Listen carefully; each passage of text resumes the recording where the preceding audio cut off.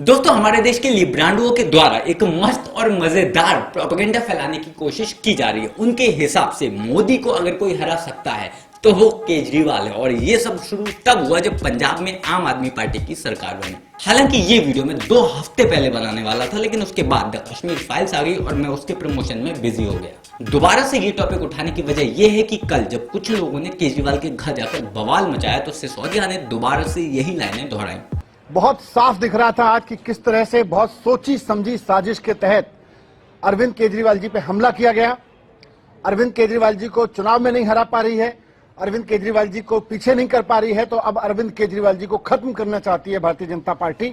अरविंद केजरीवाल जी को हत्या करके उनकी खत्म करने की कोशिश कर रही है।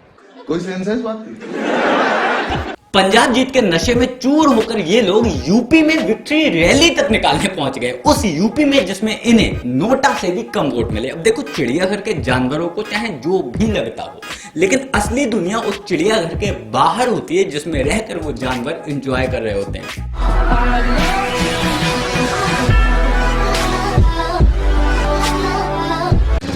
2022 के इलेक्शन के बाद कांग्रेस तो ऑलमोस्ट पूरी तरह से खत्म हो ही चुकी है, लेकिन एक नए विपक्ष ने जन्म ले लिया है जिसका नाम है आम आदमी पार्टी। नो डाउट आम आदमी पार्टी ने पंजाब जीता और ये उसके लिए एक सेलिब्रेशन का मौका है, लेकिन उसके पालतू कुत्ते क्यों बेवजह शोर कर रहे हैं, क्यों बेवजह भौंक रहे हैं, ये मुझे समझ नहीं आ रहा। केजरीवाल ने ना तो खुद को किसी जाति से जोड़ा और ना ही धर्म से जोड़ा। केजरीवाल की एंट्री जिस लिहाज से पंजाब में हुई है और पंजाब में जिस तरीके से सब कोई हाशिए पर चले गए, ठीक वैसे ही जैसे दिल्ली में जीत हुई थी।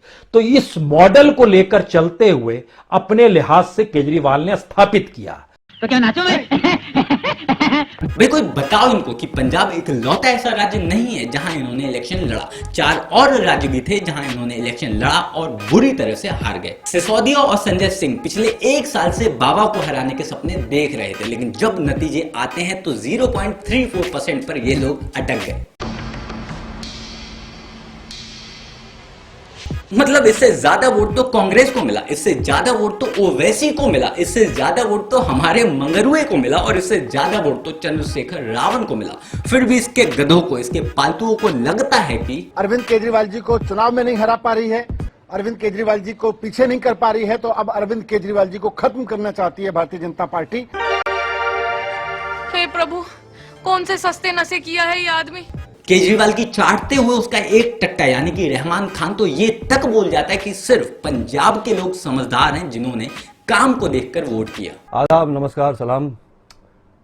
5 राज्यों में चुनाव हुए, यूपी, उत्तराखंड, गोवा, मणिपुर और पंजाब। आम आदमी पार्टी ने जिस तरह से दिल्ली में परफॉर्म किया, उसके बाद आज पंजाब में जिस तरह से उनको जीत मिली है, मैं उस पार्टी को बधाई देना चाहता हूं। ये एक ऐसा होप देकर जा रही है कि देश में सिर्फ डिविजिव पॉलिटिव, धर्म, जाति, क्षेत्रता के आधार पर वोट नहीं दिए जाते हैं। यहां पर अगर आपने कोई काम करके कोई रोल मॉडल सेट किया है तो फिर आपको चुना जाएगा, आपको सर पर बिठाया जाएगा। पंजाब की जीत ये बता रही कि दिल्ली में काम हुआ था और देश की जनता जो है, पंजाब की जनता, समझदार जनता ने ये बताया कि वो काम को सलाम करती है। मतलब इसके हिसाब से बाकी चारों राज्यों के लोग बेवकूफ हैं और उन्हें काम की समझ नहीं। बाकी चारों राज्यों के लोग अनपढ़ हैं, उन्हें पढ़ना नहीं आता और शायद सुनाई भी नहीं देता, तभी उन्हें सुनाई नहीं दिया कि केजरीवाल वहां क्या वादा करके गया। पंजाब की जनता, समझदार जनता ने यह बताया कि वो काम को सलाम करती है। चलो यूपी का समझ आता है कि इनका सीएम फेस यानी कि संजय सिंह की हैसियत नहीं थी बाबा के सामने टिकने की, लेकिन केजरीवाल ने एक एक वादा, वो हर एक वादा जो दिल्ली में किया था, वो सारे के सारे वादे गोवा में भी किए, उसके बाद भी वो वहां हार गया। उत्तराखंड में तो ये दिल्ली के वादों के साथ साथ कट्टर हिंदू भी बन गया और अपने आप को कट्टर देशभक्त भी साबित करने के लिए एक रिटायर्ड कर्नल साहब को भी ले आया और इलेक्शन लड़ाया, लेकिन नतीजा फिर भी वही रहा जो बाकी के 4 राज्यों में था। 5 में से 4 राज्यों में बुरी तरह से लात खाने के बाद भी इसके चमचों को लग रहा कि केजरीवाल मोदी को हरा देगा। I mean, are you serious? Are you serious? Are you serious? Are you serious?